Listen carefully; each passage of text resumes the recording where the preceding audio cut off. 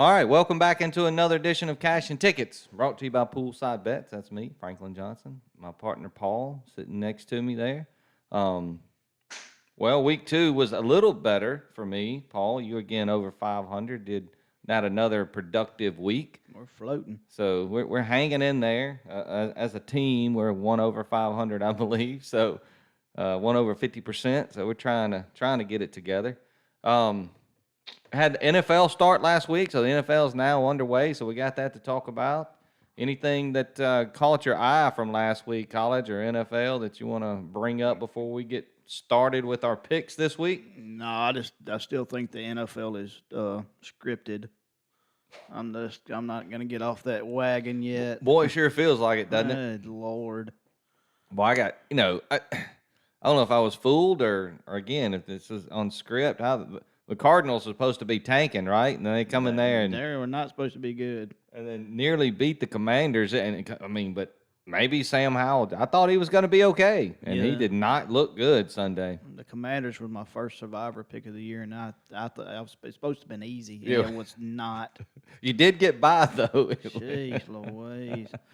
The James Madison Virginia game, I put it out last week. Started off good, but I didn't even think about it. The Virginia team was honoring the 3 kids that got killed there this past weekend.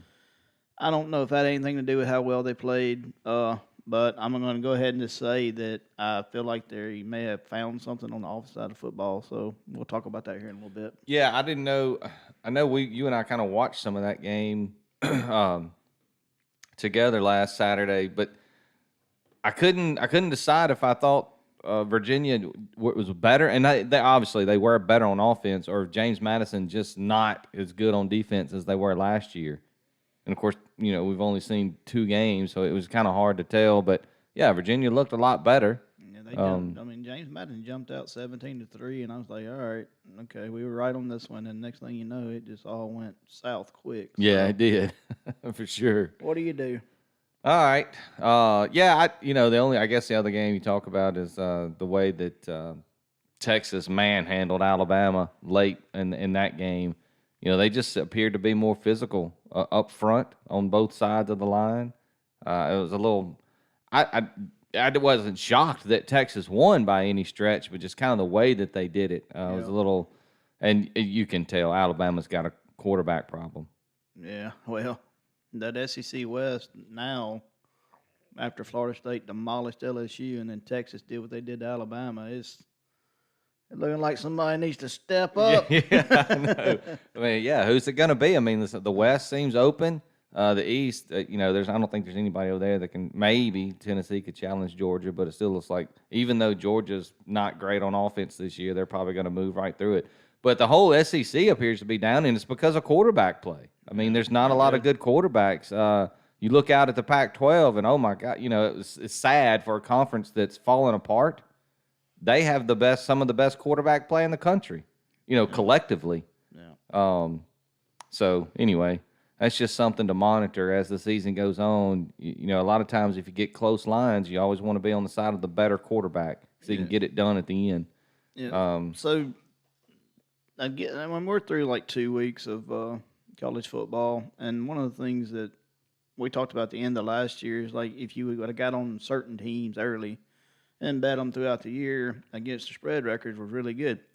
So one of the things that I like to look at too is the plus minus points per spread. So how much did they cover by? Yeah. Not So that if they're the spread was 12, did they cover by 15? Did they get or 20? Right, so these are the teams that Vegas is off on, whether it's a plus or plus is good for the better, minus is not. Okay, if you're betting with that team, right? Yeah. So, just briefly, Texas State, the Bobcats are plus 22 points. That means they've been undervalued by 22 points so far. Florida State, same 22. Cincinnati, 22. Colorado, 21. Colorado, we know about, and we understand what's going on there. Syracuse is a team that I was looking at really, really hard this week. I think they're top 5 or 10 in total That offense is rolling for sure. Total offense and defense. They got Garrett Schrader running that thing. And I didn't put them out there, but I still may bet them this week. Utah State plus 20. Okay. Oklahoma plus 18. Oklahoma's offense has finally got something happening up there. Then Miami plus 18. Ole Miss plus 17. And so it's still early, and you got a couple of these teams like Ole Miss and some of these other teams that put 70 burgers on people, and it made it balloon up. Yeah. So this is kind of what we're going to start watching and see how much Vegas is off on these teams. So on the opposite end of that spectrum, Arkansas State minus 24.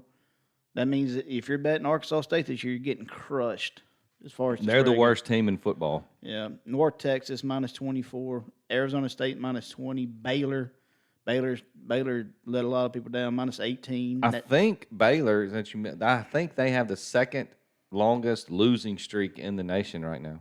Good Lord. Navy, who's we bet against tonight. We didn't put that pick out there on our podcast, but we did bet it. Minus 18. Nevada minus 18. Clemson minus 18. Yeah. TCU minus 15. So you can find these numbers out there and just kind of look through them on your own. It'll kind of help you, because if Vegas hadn't caught up to some of these teams yet, if you get on them early enough before Vegas catches up to them, there's a chance to make some money on it. Yeah, it's funny you mentioned Utah State. That they opened with Iowa, and there was a lot of, of course, all the talk about the offensive coordinator at Iowa. You got to score so many points. Which, do you know that defensive touchdowns help him? Like, why? If they get, they get 6, a pick 6, or that goes, it's just a total points. I'm like, how's he getting credit for what the defense is doing? He's got the daddy deal. I mean, come on, man. But Utah State, that game was 24-4. They lost to Iowa, but Iowa's got one of the top 4 defenses in the country, if not the top defense in the country. Yeah. And it was a 24-14 game. And then Utah State comes back and hangs 78 on Idaho State. So Air Force better be careful. I think they play. Do they play tomorrow night? I can look it up. Quick. I got it right here. Not 15th is tomorrow, is it not? Yes. Yeah. So I think That's right. Air Force is favored in that game by 8 or 9. Let's see, 8, 9. No, that's 9 points. Air Force by 9. I know they're at home, but that's a lot of points for a scrappy, good, appears to be a pretty decent Utah State team so far. Utah State was really good about 3 or 4 years ago. Yeah, it seems like they had that quarterback that was there like for. It seemed like he was there for 6 years. He just kept coming back and kept coming back, even before the COVID deal. Yeah, so. I don't know. I didn't bet that game. I think Air Force is out of the 3 military schools is probably the best. Yeah. Army's Army. Navy's not very good this year. Speaking of Army, they play UTSA tomorrow night as well. And I'm down on the Roadrunners. They won last week, but again, that was against Texas State, who I bet against the Roadrunners last week while we were up there last Saturday. I went and got some of that Texas State at plus 13.5 because it just felt too much. And sure enough, it was I know UTSA won, but it wasn't. But it was a 7-point game, I believe. Yeah. Well, I guess we move on to this week and see what we can do with it. That's right. We'll try to get. I'm trying to. I had a bad first week. Second week, I went 3-3. So I'm moving up. I'm trying to help you out here. So why don't we? Be fine. Why don't we recap the games last week? We'll if we got anything we want to say about them, we will. Go ahead. So I'll start. We both had Colorado. Easy. And that felt like easy money, and we both said it. We didn't even feel like that was a trap line. We just felt like that it was an overreaction, and we appreciated Vegas for doing it and making it only 3 points. And so we went out there and cashed that pretty easy. Shadur Sanders still looks great out there. I mean, now you got Mel Kiper saying he's the number 3 quarterback on the board for next year's draft. Well, he don't need that. I know, but I'm just saying that's where we're at now. That everybody's gotten their eyes on this kid. I had Ole Miss -7, and I did put that out there -7 on our show on Wednesday, and you could still get it at -7 early Saturday morning. But boy, around lunchtime, all the news started coming out that there's a chance that Michael Pratt was not going to play. And I hem-hawed around, and by the time I went and put my bet in, Paul, it was 12, and that lucky fumble scoop and score did get the cover. But I had Ole Miss -7. If you'd gone out there and gotten it any time before noon on Saturday, you'd have got the -7 or 6.5 or 7.5, and they covered that easily. Yeah. So that was 2 W's right there to start the day, and that's where it started getting ugly for me. Texas A&M just got manhandled by Miami. Miami's really good in the back end. Connor Wegman looks pretty good, and I think he's a serviceable quarterback. But I went back and looked at some of that. There were some turnovers or some bad plays by Miami early that gifted A&M some points. And A&M just got, I don't know what DJ Durkin's doing over there on the defensive side, but boy, Tyler Van Dyke looked like Joe Montana slinging it around the yard. Well, they paid him a lot of money to leave Ole Miss, so. Yeah, they did, and he is not getting it done with all that talent over there. So A&M is already in trouble. I mean, here we go, already, again, in trouble. So, again, A&M 4.5, that did not cover because Miami really, really put it on them. And I did not know this until after watching the game. They had their offensive coordinator at Miami was John Gaddis, and he's terrible. Yeah. But he's not there anymore. And I did not pick up on that. He's actually at Maryland, and I think Little Pineapple is just getting it done in spite of this guy because he's not very good. Up there. They're pretty good. So and then I had FAU -3.5 against the Ohio Bobcats, and my main reason there was that Kelly Rourke, I think his first name is Kelly. I could be wrong there. But I know his last name is Rourke for Ohio. It's Nathan, isn't it? No, it's not Nathan. It starts with a K, Oh. his first name. But he was expected to not play, and then come Saturday, he suits up and he plays for Ohio, and he gets enough done in the second half to get the win outright for the Ohio Bobcats over Florida Atlantic. So I missed on that. Then we moved to Sunday, and I had the Jacksonville Jaguars -5 against Indianapolis Colts. I was kind of fading the rookie Anthony Richardson there, and that one took a while. Got into the fourth quarter, but they finally got it done. They covered. And then, as I mentioned earlier in the beginning of the show, I had Washington Commanders -7 against Arizona Cardinals, who I thought were just kind of giving up on the season. Boy, thanks, NFL. I mean, way to write a good script. Let's have the Cardinals come in and do something. I mean, the Commanders won, but, man, it was ugly. You're going to have to give me probably 2 more weeks of that shit before I actually you quit. And I mean, I got in 2 of these Survivor leagues, and I was trying to, one of the leagues started last week, and I had Washington, and they barely got by. So the other league starts week 2 for some reason, And I was looking through the schedule, and I was like, oh no. Yeah, where are you gonna go? I mean, the obvious teams that you want to take, you can't count on, and you don't want to use them early. Don't want to use them early. That's right. But a lot of folks that I've talked to that are in these leagues are just saying, screw it, I'm going to go out there and get my win and worry about it later, which Yeah. I get, but I would just. I'm in the mode of fading the rookie QBs at this point. Is kind of what I was looking at. Like you got Anthony Richardson at Indianapolis. You got Bryce Young at Carolina, and you got C.J. Stroud, right? C.J. Stroud at Houston. all right. And I don't know if there's another one. Those are the three right off the top of my head that I can think of. All right, so let's walk down Paul's list. Navy just tied it up 7-7. Good Of Lord. course they did. And here we go. Paul again had Colorado. Not much more to say there. Again, that was pretty easy. Then he mentioned it. Game we talked about. James Madison. He put out James Madison -7. They jumped out to a 17-0 lead, and we kind of quit watching it. And boy, the wheels fell off defensively. Yeah, I don't know what happened. And Virginia came back. James Madison got the win, but they only won by 1 point, so that was not a cover. Team we mentioned earlier, Air Force, did not go out there and cover. He had Air Force -15, and they did not get it done. Who did they play? I can't even remember who they played. I had it up earlier, Paul. I don't remember who Air Force played there. But it was a very low-scoring game. I think Air Force won by Oh, yeah, they 7, played Sam Houston State. Was it Sam Houston State? Yeah, because I thought it was a knock on the offense of BYU, and it apparently Sam Houston State's defense is some count. They're really good. If they had any offense, they would be doing kind of what they won 13-3, so they won by 10. Yeah. That defense is really, really good for their first year moving up into FBS.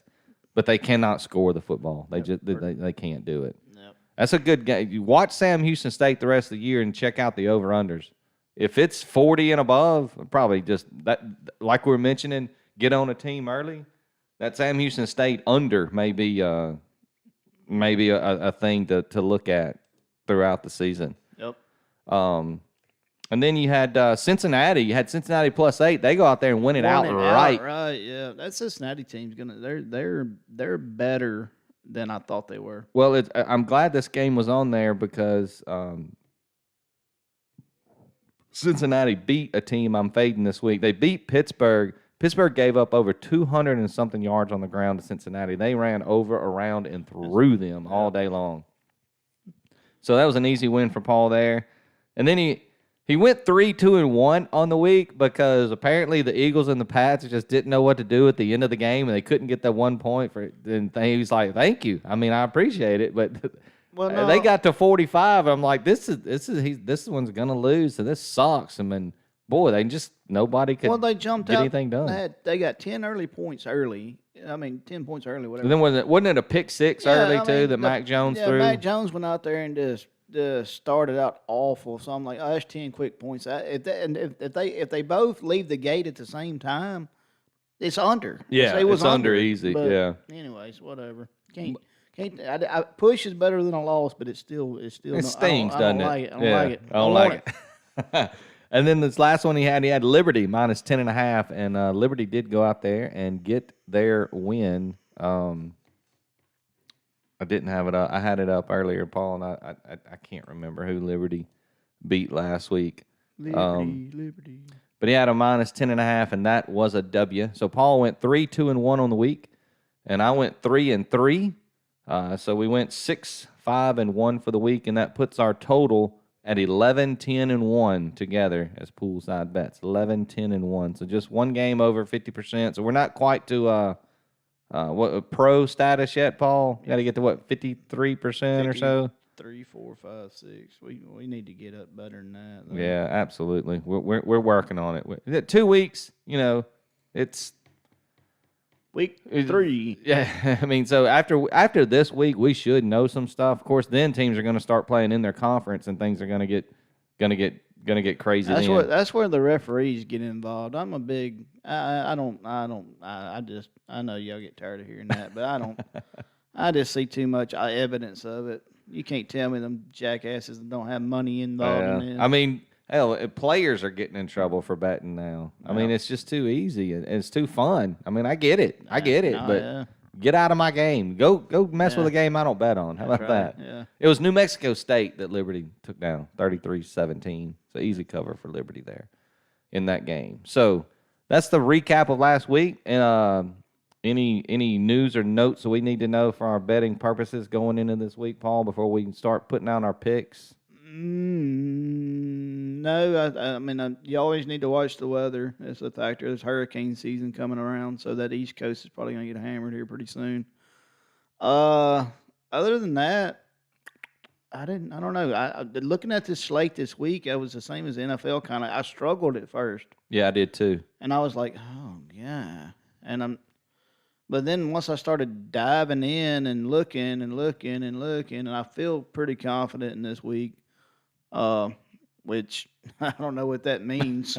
Yeah, I like and you know what's funny is there's one game on here that you and I both talked about going.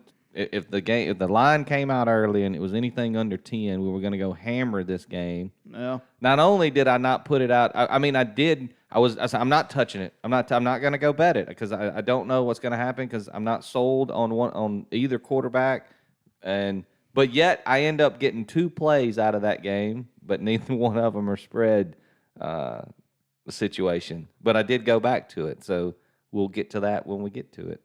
All right. So you want to get started? You want to put our picks up on the board and walk through them, or? Yeah, we can. All right.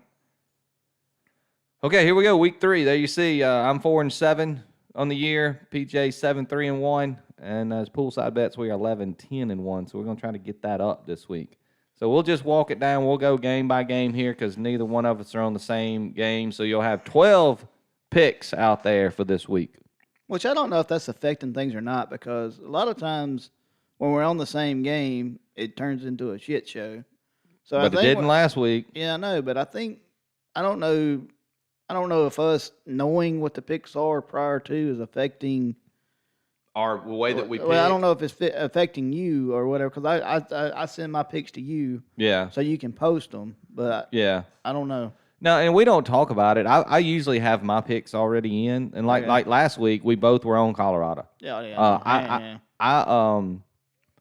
Literally the only game on your list that I even thought about taking a look at was Maryland, but I was Maryland, Virginia. Not 2 games, Maryland, Virginia, but I was going Maryland because I just thought they could outscore them, and then the Kansas game. For some reason, I really love that quarterback there at Kansas, and I don't think they're playing anybody any count. No, that Nevada team's awful. Yeah, and that was it. So I said Baylor had the second longest losing streak. Nevada has the longest losing streak in the nation. So congratulations to the Wolfpack on their first win in a long time this weekend. And we've already both bet Memphis, so yes. I probably shouldn't have said anything because they're go out there and lose outright. But yeah, they've already punted back. Navy's got the ball back. Tie ball game. Awesome. Yeah, it's going really well. All right, so my first game I'm going to give out is Friday night, 6 o'clock kickoff. Good Pick Lord. off. I hope it ain't. Well, depends on who's picking it off. Yeah, who's picking it off? Maryland versus Virginia. Virginia goes to Maryland. And Maryland's offense racked up 495 total yards through the first couple games. Averaged 38 points, which they literally scored 38 points both games. So the math, I can do that math. But last week, Virginia found some kind of life on that offensive side of the football. They were able to move the thing, and that's what took me off the Maryland side. I like the Maryland side too, but I'm scared after I got burned by them last week that if I go back to the well again, if that offense is starting to heat up, then it's going to burn me. Maryland's the better team here. Yeah. So the total that I got it at is 49. So. Oh, I got 47.5. Did I put out the wrong number there? Oh, it may have went down. Oh, no, that's what you gave me. It may have gone up. Did it go up? Hold on. No, I got it at 47 now on. No, so if it's going down like that, yes, I still like it because I don't know what they're looking at there because I think Virginia's got the tools in place to have a decent offense. They're not going to be a world beater, but here's the thing. Both defenses give up a ton of yards. The problem with Maryland's defense is they haven't been scored on. They've been giving up field goals, whatnot. Yeah. So if Virginia can get in the end zone a couple times, and Maryland does what Maryland does with Tua's little brother and all that, then I think this thing sells over 50. I mean, don't you think with this Maryland offense they can put up 31 by themselves? Yeah, no, it's I don't. So I mean, all you're asking Virginia to do, I mean, I see Maryland putting up say 34 points. Yeah, all you don't need but 13 out of Virginia. Yeah, I completely disagree with what they've done as far as the capping of this game and the line set here. That's why I'm betting it. 56% of the money on the under, 93% of the money against the spread on Maryland. Yeah. I don't know what they're seeing. I think Virginia got a little confidence in that James Madison game, and I think they're going to take it into this game. I think they got something going on. That James Madison defense is good. I don't care. I'm with you on this one. I liked it a lot. Like I said, that would have been the only game I would even of yours I was going to look at. But the way that the things that you've brought up, that 47 seems low. Yeah, it's still going. I don't understand why it's going down. I mean, unless it's an injury somewhere I missed or something. But I still like it. And the reason the 49's out there is because I kept this game on Monday. So it started at 49. So yeah, it was. So we got a 2-point move. It opened at 49.5. Now it's down to 47.5, 47. And Maryland opened at 19.5, down to 14.5. Is there an injury there? I wish I knew. Honestly, I just hadn't looked at it enough. But I'm going to stick with that. I'm not scared of it. Even if Tua's brother don't play, I still ain't worried about it. I bet the reason that happened though, Paul, at 19.5, it's a Friday night game, and a lot of people probably saw what Virginia did against James Madison, so they started hammering Virginia at 19, and that line just continued to move down with people trying to get it, and you'll probably see that thing rest right around 14.5, 14. I doubt it moves any lower than that. They got it at 35-17 on Sportsline, which is 52 points. That's easy cover. So I don't know what we're doing here. Mm. Anyways, we'll move on. Do you want to talk about the Navy-Memphis game live? No, I don't either. 14-7, maybe. Oh, if they can't stop that damn run, this could be ugly. Be done with this shit. Yeah. All right. Yeah. I got. And I told Paul, and this line keeps. I guess I feel a little better. It's ticked up another half a point. It got down to 3.5, but I see it at 4 now. But when I put my picks out this afternoon, I was looking at it. It's Kansas State minus 3.5 at Missouri. I know it looks trappier, and it's been looking trappier by the minute. That's kind of what I had earlier because it started at 4.5. It got down to 3.5. Now it's back to 4. But a lot was made about the Colorado line last week too, and they covered pretty easily. So I'm jumping in this trap if it is what it is. I like that game. I mean, K-State's looked like a top 15 team in 2 wins. They absolutely put it on Troy Trojans, and Troy was really good last year, and they're good this year. And Kansas State, and I know they're a Sun Belt team, I get it, but they're a good football team, and K-State just put it on them. Missouri looks incredibly average, especially on offense. I mean, Brady Cook is the quarterback. They just look disconjointed on that side of the football.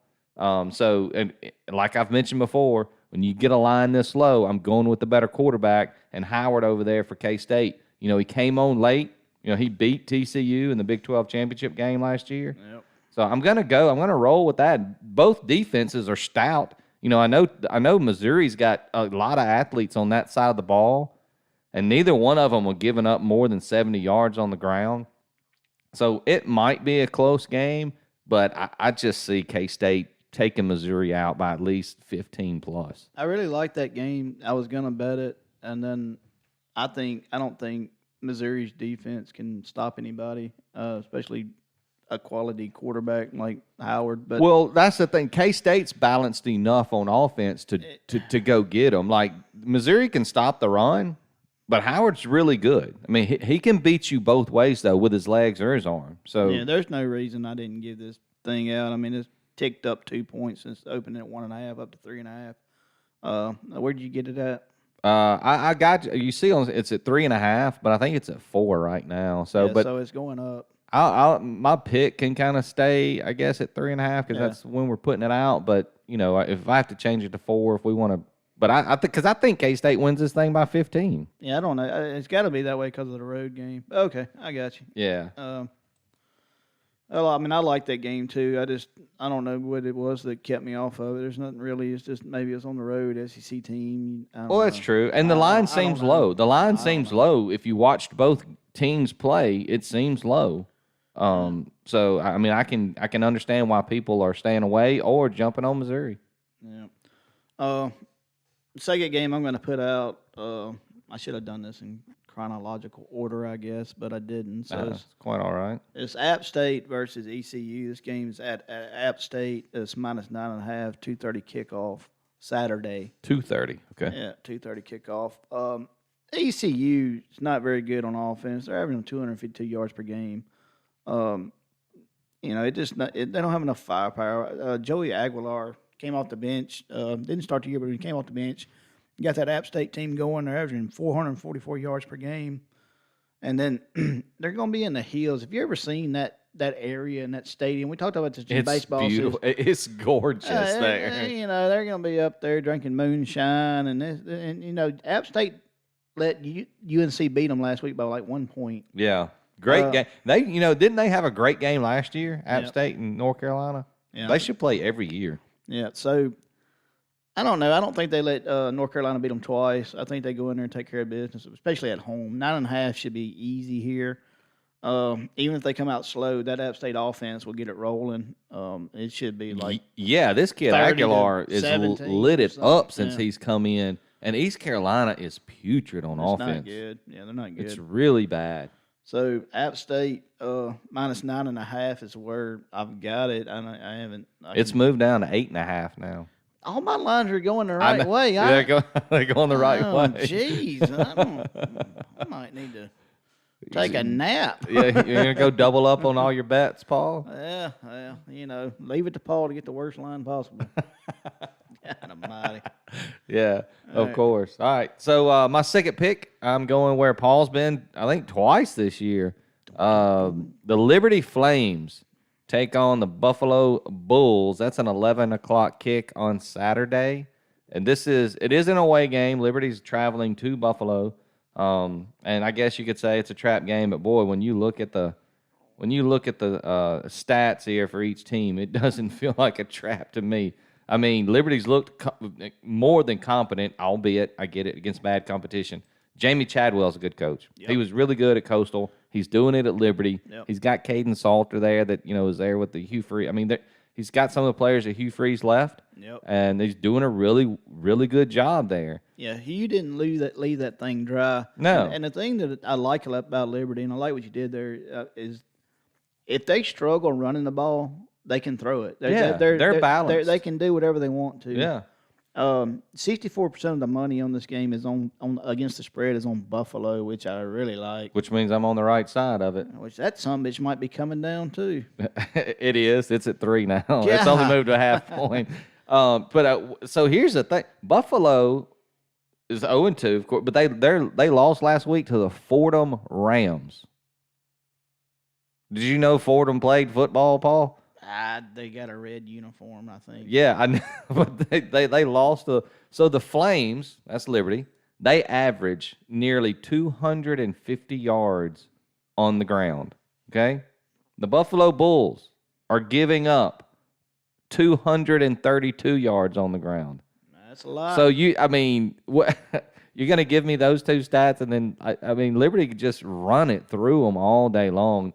Liberty's pass defense has been pretty good, and that's what Buffalo, it's the only thing they can really do well. They don't run the football very well. No. So if Liberty can hold Buffalo through the air, I think Liberty gets this thing done easily. Buffalo may be one of the worst 10 to 15 teams in the country. Yeah, they fell off pretty quickly, too. They were pretty good a couple of years ago. Yeah. All right, I'm going to go SEC West matchup, 11 o'clock kickoff in Stark, Vegas, Mississippi. This is not on your list.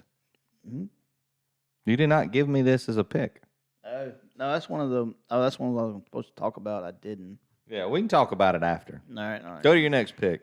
I know why I didn't do that because I wanted to talk to their coaches and nobody would answer their phone. They wouldn't. They didn't take fucking Brian Kelly. Yeah, I need to know what the offensive game plan Yeah. for State is. What are we 'cause gonna do? Come on. yeah. All right. Kansas minus 28 at Nevada, 9:30 Saturday night, CBS. This is Sports. This is your get your money back game. This here. is the one where you wake up and you just like, what in Oh. the hell did I do?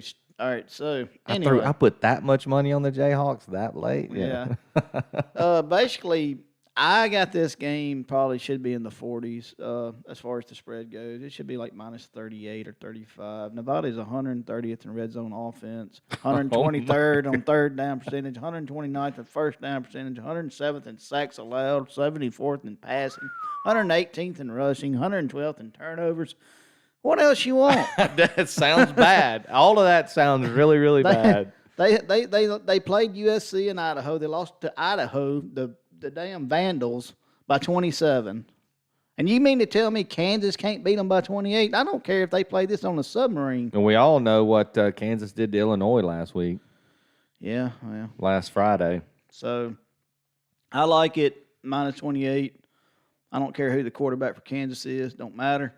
This game's going to be ugly early. And, Kansas, that over-under, I wouldn't touch that over-under at 58 because Kansas would go put up 40, but they may not give up a point. It could be 40-7, the easy cover, and then under the 58. Yeah. The stats for the Kansas offense are always going to be good. They can move the football. It's just more of a play against the Nevada defense than a Nevada team. Yeah, and that's where I see some bettors get into trouble is – they see a big line like this, minus 28, and they say, well, if they're going to beat them by 28, surely the over-under is going to go over the 58. No. If a team is favored by that much, usually the other team is not going to score a lot. That's where that big number comes from. No. It's not that they're going to go win it unless we're talking about USC. That's kind of a different story sometimes. Well, they played USC and Idaho. Like I said, they actually Nevada scored points, but I don't see if Kansas and Idaho played tomorrow and they played in the Kibbe Dome in Kansas Idaho. will be favored by 38. 28, 30, 20. Just say 20 points. Yeah. But Idaho just beat them. Mm-hmm. Mm-hmm. So, anyways, that's my math on that, But Kansas minus 28, I don't even expect to be sweating it. Worried about it. I'll get up Sunday morning and be like, here we go. That's a lot of 100s in the stats you gave me for Nevada, Paul. That's not very good. Of 133 teams, that is not very good. No, do your own research too, though. I mean, but like you can go to Action and some of these others, and it gives you this stuff. And I'm not saying they didn't pay. Idaho's probably a decent team. USC we know is probably top 10 at least. They played good opponents, but damn. I feel you. All right, so the one game we talked about right after the Utah game and after Tennessee played Virginia, like we were begging to go get Tennessee under 10 points against Florida, and neither one of us jumped on that line because Joe Milton has not been great for Tennessee. I don't like where you're going. I mean, he really hasn't. I mean, they struggled with Austin Peay, and maybe they were looking ahead to Florida, and he was okay against Virginia. He can't even stand in the same room as Hendon Hooker. I mean, this is not your Hendon Hooker Tennessee Vols. They practiced with in the same field together. In fairness, they lost some big wide receiver talent too, especially in Jalen Hyatt that was off to the NFL. But again, across the field is Graham Mertz, and we've discussed this ad nauseum. It's Graham Mertz for the Florida Gators, and we saw what that looked like against the Utah Utes. Tennessee's defense is what's taken a huge step up. They've played really, really good. They've fixed that the back end of their defense that was so bad last year, and of course, Florida's elite. So Tennessee has given up just under 270 yards a game total. That's rushing and passing total. And Florida is an incredibly stingy defense, giving up less than 200 yards a game, even though they still lost to Utah with that great defense, because that tells you all you need to know about Graham Mertz. So I'm going under 58.5 here. I don't think with these two defenses, the struggle with Graham Mertz, the non-breakout game for Joe Milton so far, I'm going to go under 58.5 in the Tennessee-Florida game. All right. I think they're going to fill each other out early. Both defenses are going to come out tough, and maybe they get some points late. I just think first and second quarter, there's not going to be a whole lot of fireworks, and that'll help me get the under. Yeah, they could get out there, SEC East divisional matchup, and Tennessee should handle them pretty easy, but it's in the swamp. And Yeah. So I'm with you there. I mean, that defense is stingy, and I want to get on Tennessee, but neither one of us put it out there because we know in the back of our mind, we just, Milton makes a couple of mistakes, something happens down there on the road. Yeah, this is the game where you look at it and you're pretty much betting that Florida's as bad as you think they are, and then all of a sudden, like there's a miracle in the swamp. And like Mertz has a Anthony Richardson game, like Richardson had a couple of times last year. Yeah, I'm with you. All right, yeah, I like that. This is working out. So my next game, I already put that one up there. I got two more college picks. Something. Yeah. Let me check my list over here. All right, so. So when I write my notes out, I'm doing this, and I'm doing all my notes, and then I go back and I finalize what games I put out, and I always forget which ones I send. So this is that's okay. Anyways, Toledo -7 versus San Jose State. Toledo is second in the nation in first down efficiency, second and third down efficiency. They know how to move the football and stay on the field. Daquan Finn can do it all. He can run, pass. It's too much firepower for this Toledo team. San Jose State played Oregon State and USC back-to-back and got absolutely destroyed. By two really, really good teams. Destroyed. And Toledo is a good team, too. Yeah. The Rockets. Defending MAC champions. I don't know. Toledo -7 should be pretty easy. Jason Candle still the coach there? He's still the Toledo? coach. Yep, still the coach. Yeah, I like the Rockets. Yep. So that's where I'm at with that one. I'll move on to the next one. Get it. Yeah. All right. So I'm going to the backyard brawl. I know Pittsburgh has been a solid team. Pittsburgh won the backyard brawl last year early in the season against West Virginia. West Virginia now gets Pittsburgh at home. And Neil Brown really needs this game, and that's kind of where I'm going here.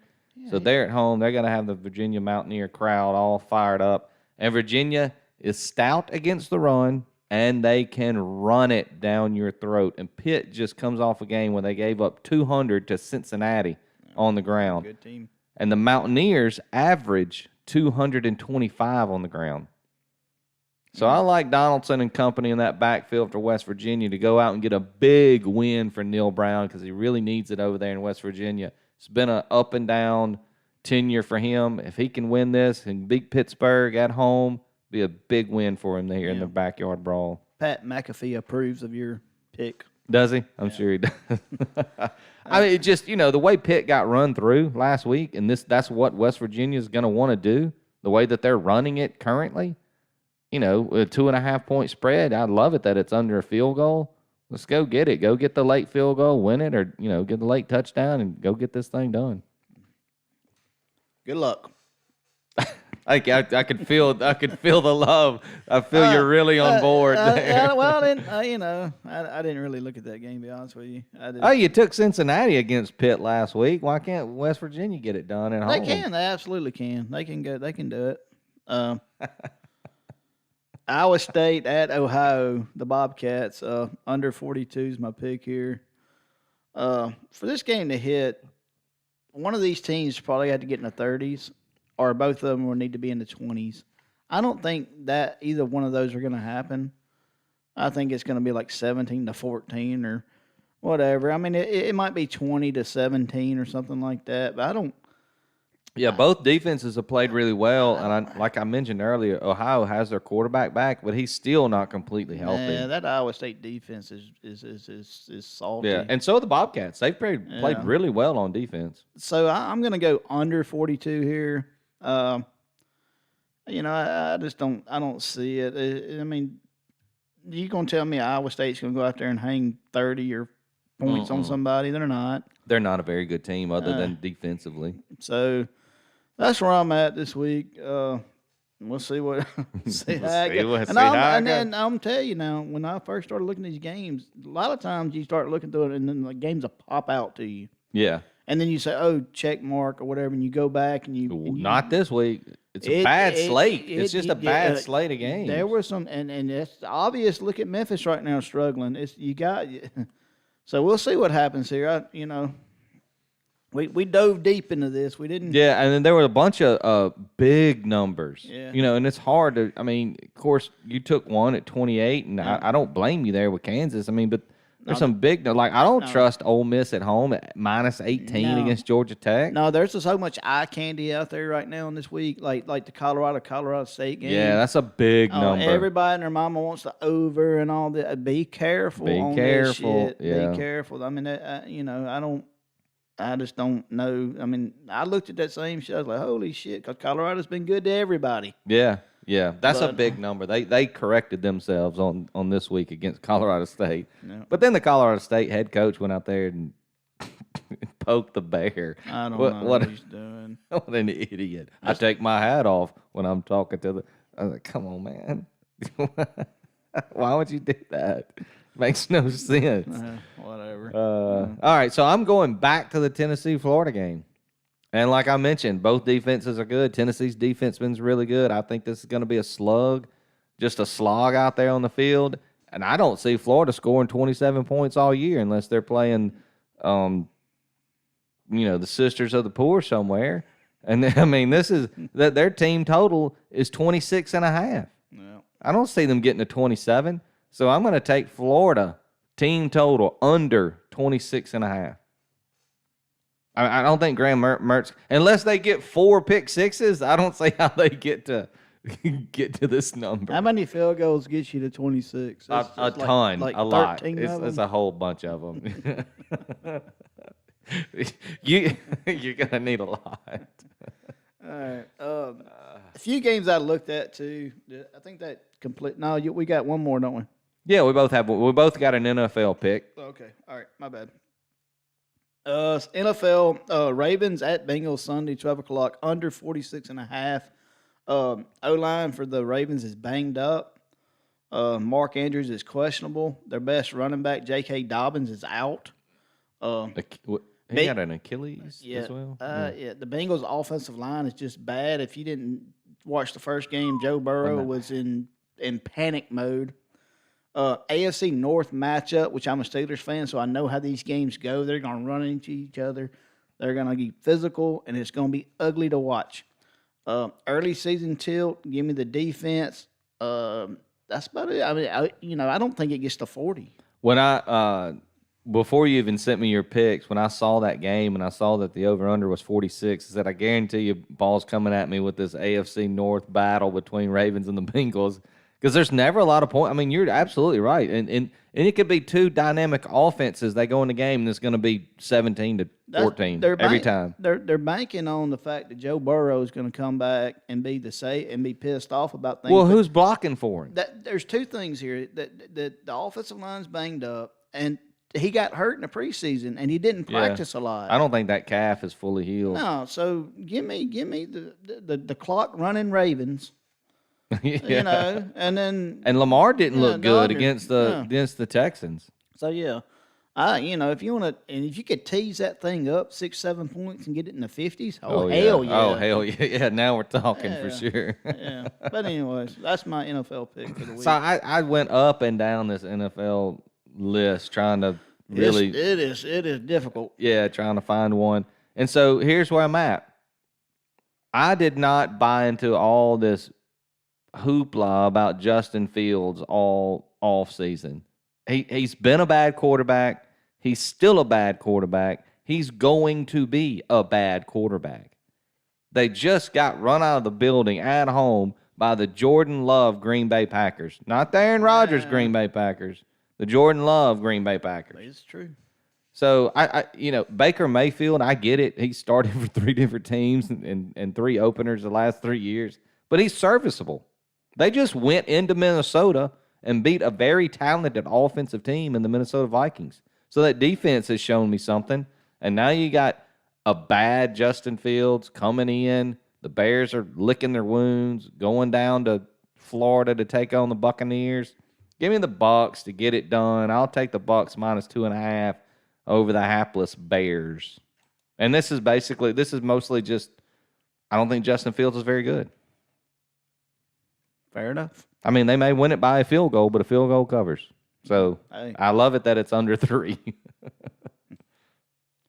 Yeah, I didn't even look at that game, so Yeah, I mean, I'm pulling for you. Yeah, I mean, No, when I looked down the NFL 'Cause slate, what am I going to gonna do? It's nasty. It's somebody's just nothing yeah, good. Somebody's gonna. I'm sure somebody will say, "Hey, Franklin, what about your 49ers? They just went out there and beat the shit out of the Steelers in Pittsburgh." Sorry, I had to bring that up. But the Rams beat the hell out of the Seahawks at Seattle, and here the 49ers are 7.5 favorite on the road, and the Rams looked serviceable. They looked decent without. Even without Cooper Kupp. Matthew Stafford looked good. I think he was hurt most of last year, so he looked okay. I mean, the Rams beat the hell out of the Seahawks. And I saw that coming because I didn't think I think that was a little fool's gold last year with the Seahawks. And what's that quarterback? Geno Smith. Geno Smith. Yeah, I thought that was a little fool's gold myself. So, but I'm still not going to go lay 7.5 on the road against a divisional opponent. All right, so since you brought it up, Yeah. I've been preaching about this for 2 years. It's not the players on that Steelers team. It's the damn offensive coordinator. You And hate that offense. I know that defense, but if you're a talented defense, you get tired of 3 and outs. Go back. Anybody that likes to dive into stuff, go back and just watch. If you go back and watch the game. You tell me where you would have threw the ball if you're Kenny Pickett. You tell me where you would have run the ball if you're Najee Harris. There's the scheme is donkey. It's garbage. The guy sucks. He sucked for 2 years. They should have got rid of him. It's so frustrating to watch it. When I can look at it, and I'm just a dumb dude from Mississippi, and I can look at it and go, "Oh, this is going to be some shit here," Well, and then it just nothing. I mean, the 49ers looked at that and they were like, you're just playing right into us, really. I mean, He's running a damn high school scheme. it's bad. Look, Kenny Pickett is much better than what he was last week.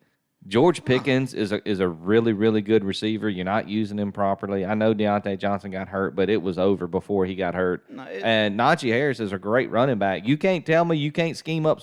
You can't get a first down before a minute to go in the second quarter. There's so much talent on that Steelers roster. Freiermuth is a good tight end. No, there's so much talent on both sides of the ball. And they look pitiful. They just look wasting T.J. Watt's talent and Minka look- Fitzpatrick and They look damn defeated out there. And even Kenny Pickett said, "Well, y'all look really good in the preseason." Well, every dummy knows it's the damn It's the preseason. preseason. Jesus. Anyways, I mean, they'll bounce back. I mean, that was just that game got out of hand early. if they don't fire that But that knucklehead, guy's not good. It ain't gonna bounce back. It's gonna be the same stupid ass. And Tomlin has never been one to hold on to people. He's one of the. He's probably if he's not the best head coach in football, tell me who is. And why is he holding on to this guy? No, it's not him. In the offseason, he came out and said that he didn't say it outright, but he inferred that this was not his decision to keep him. That's just crazy. So I don't know what kind of Jerry Jones bullshit they're running up there, but they need to knock it off because it's getting old and it's been old. Yeah, it's not good. You talk about a dog game. Of course, it could be entertaining. The Colts go play the Texans, so you got Anthony Richardson versus C.J. Stroud. Then the Chiefs Jags ought to be a pretty good game. Yeah, that NFL slate. Good luck It's just betting. I'm not talking about betting it. There's some okay games. There's some interesting things to watch out for there. And the poor Jets. Oh my God, that defense is good, and now they don't have. I mean, come on, man. What do you do? Oh goodness, that's bad. All right, so let's go. We'll circle back to one game we did not mention in the college football slate that I'm sure some people that listen to us are a fan of. So we will bring it up. Let's talk about it, Paul. State. Yeah, let's talk about it. So here's the thing. This is why I got it here, and I was going to play it. I was going to play State plus 10 or the under, and I'm not sure what the under is. But here's the thing. I need to know what the fuck Mississippi State's going to do. Excuse my language. Yeah, I don't. If they're going to line up and just run it at them and try to control the clock No and run chance. it, they're not. It's not going to work out. The LSU's defensive backs are weak. Now they're not weak as some other schools, but they're not DBU anymore. You can No. attack them deep and get behind them. Yeah. If they will turn Will Rogers loose, which I think he only threw it like 17 times last week, and they barely escaped Arizona, and they had to have 5 turnovers and all this other bullshit. Yeah, that scares and me. I think Arizona was only like half a yard short from tying the damn game up to keep it going. If they would turn, and it's weird to say because all the State fans I know were so mad because they threw it so much. Huh. And now to run it more, And run it never- more. And now I'm an old Miss guy going, hey, y'all need to throw Throw it it some more. Yeah. So what do I know, right? But that's my thing. I didn't bet it because I don't understand the offensive philosophy of State. If they're going to line up and just run it at SEC West and SEC defenses, good luck. Yeah, the whole 5 turnovers and having to go to overtime against Arizona really, really put me off on State. I just don't think they're comfortable in the new offensive scheme. You know, they changed schemes and they still have the same players from the Mike Leach era. I think Will Rogers is a decent quarterback, but they're just not. But he's never pushed the ball downfield. But he didn't have to. That wasn't part of the scheme. No, they with got Mike out quick. Leach. Yeah. Another Thing, watch out for the SEC officials in this one. There could be some shenanigans there's going some- on. Yeah, I'll be right back. Okay. And LSU last week, against Florida State, they took their all-world linebacker Harold Perkins and they tried to put him and give him more responsibilities. Kind of let him call the defense, set him back, kind of a spy, not just see ball, go get ball. That's what he did last year as a freshman, and it worked. He was fantastic. He was incredible. And I just don't think he's ready for that next more responsibility. Well, against Grambling, they said the hell with it. They kind of went back to see ball, get ball, and Harold Perkins wreaked havoc. Of course, it's Grambling, and I get it. But, hey, look, Florida State, I think, is an incredible team. I think LSU just may have faced one of the top 3 teams in the country in the first week of the season. So I guess I would lean LSU here and lay the points. Just because of I think they've worked it out with Harold Perkins, and he's going to be a devil to deal with. And Will Rogers is not getting it out, or not if you're not pushing it down the field and testing where LSU appears to be weak. I don't know what you're going to be able to do against a very talented, a very deep LSU football team. Now, going into Starkville is always difficult for any SEC West team. So the State's going to have to lean on their defense. Their run defense is very stout. If they can make LSU's offense and Jaden Daniels one-dimensional, then they can have a chance to keep this game close. I just have this feeling that Harold Perkins is going to wreak some havoc. Is Mason Smith completely healthy? And then I think you maybe see Jaden Daniels get back to what he does well, and they go get a pretty easy win in Starkville. Yeah, early kick is something to watch out for to see how both teams respond at 11 o'clock kickoff, because that does mean something. And then basically see what that offensive State does.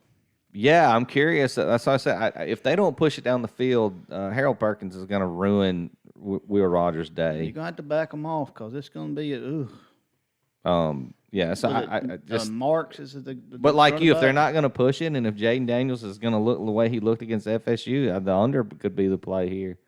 Neither team really scored because I don't State's hate it. defense I don't is hate still. I mean, they went out and got 5 turnovers last week. Yeah, I don't hate it. So the under could be a play in that game. Early morning kick, you're not fully fired up and ready to go. The stadium's not drunk, it could be. It's 54.5. Yeah, it opened at 56.5 down to 54. Yeah, I would have gotten it at 56.5 for sure. So it opened at 7.5 spread line, and it's up to 9.5. So they're hammering LSU. Well, there's straight up money's definitely on LSU. This is one of the games, like, I backed off. Initially, I was like, oh, there's something about it that I liked. And then I backed off of it just because I don't know what, like I said, what state is. So Yeah. this is one of the games I'm going to watch, and so for information later. Yeah. And then I guess we'll just mention it. Georgia Tech does visit. They come to Oxford and take on the Ole Miss Rebels in Vaught Hemingway Stadium. 6 o'clock is that kickoff time. The line is huge. It's 18. I don't know if Ole Miss cares anything about covering that spread because they got a much bigger test the next week in Alabama. Just show up and don't sleep. Boy. They need to get healthy. Trey Harris is out. Trey Harris may not even play for the Alabama game. The tight end Prescorn is still going to be out. They'll probably give him another week to get healthy. So, it's Dayton Wade and Jordan Watkins run. They got to, and I think they're going to have to focus on trying to get the running game going again. So, Georgia Tech Haynes King has looked pretty good. They've put up points. They're much better than they were last year. I don't think they can beat Ole Miss. Don't get me wrong. I think Ole Miss can, score some points, but I don't think they're going to be in any mood to run it up late. So I'm not laying the 18 points there. Yeah, I think Haynes King's a two-way guy. He can run it and throw it. Georgia Tech is not. If they come out slow and sleepy, they better be careful. But they should. Get at a 6:30 kick, I don't think both teams going to be ready to go. It's going to be ready. Home game, night game. Let's get it. Yeah. One of the other games that I wanted to talk about is the BYU Arkansas game. Oh yeah, I am torn. I no way to go on that game. You got a great offense against a great defense here. It's in Arkansas. 6:30 at night. A ton of money coming in on the under. It opened at 58.5, down to 40. Almost dropped. It's dropped 11 points. Well, Rocket Sanders is still out for Arkansas. So, yeah, I don't know here. Does it get to 47? I don't know. It could be an Arkansas blowout. Yeah, who the fuck knows what's going to happen? BYU's defense has been okay. I don't think they can beat Arkansas by any stretch, but that offense is not the same when Rocket Sanders is out of the lineup, and he's not going to play this weekend either.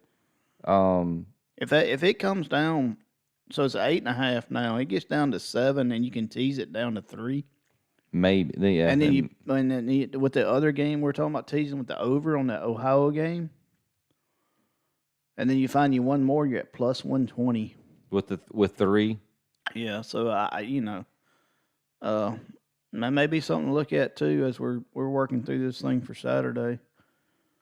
Yeah, so one thing I'll mention before we get out of here, we got the charity money line parlay up there. We're 0-2. We went, I think in our first week we went 4-2. Last week we went 6-1. No, 5-1. We had 6 teams in there, I think. And it ain't for a lack of effort. It was FAU that got beat that took us down there. So you see it there on the screen: Cincinnati, Maryland, App State, K-State, Tennessee, Toledo. That's your 6-team money line. And that's just to win. All they have to do is win. They're not covering any spreads. Plus 4 something against us. $50 gets you $120 back, I think is what it was. Yeah. So we need to get that home. So can't keep missing these. We may have to dial them back some as we go if we can't get this one home. Or toss it in the trash and say we'll try again next time, or we'll just start betting on one team a week. We're gonna donate money to some charity. We'll figure something out because we're doing too good on the other end of this thing. It's all gonna come together. Here pretty soon. We're gonna get it rolling. We'll get that thing going. We're just 2 weeks down. It's okay. So again, that's your money line parlay. Of course, if you want to go with that one, you don't have to give it to charity yourself. You can just go get you that plus 400 parlay right there. I like all those teams. Again, I don't, I guess you could say, well, Tennessee, but we're getting decent odds there. It's only 6 points, so I only put Tennessee in there. So that's it. That's our picks. You got them. You can go back and scroll back through or listen and why we picked who we picked. Fade if you would like. You saw my record. I'm a little under, but as poolside bets, we're 1 over 500. We're going to try to keep it rolling this week after a decent week 2. Hopefully no more pushes, Paul. Let's stop that. I have to put extra numbers and dashes and things on there. I And do. it just Start getting a half line on everything. yeah. Ah, goodness gracious. Yeah, we need to get off here and get this Memphis thing rolling. Yeah, we'll have to dive into Memphis, see if we can't get them going. So look, we're over an hour now. We appreciate you watching us, or whenever you do watch us. Again, fade us, back us, whatever you. We're not selling any picks. We're just here to let you know where we're going. And so hope everybody has a great college football weekend. I'll be in Oxford this weekend, Paul, pulling on the Rebels. I'll be down there with my buddy Bradley. His father-in-law, by the way, and his best friend are at the Memphis Navy game as we speak. Well, send them a damn message. I think they're on Navy side, though. That's the problem. Oh.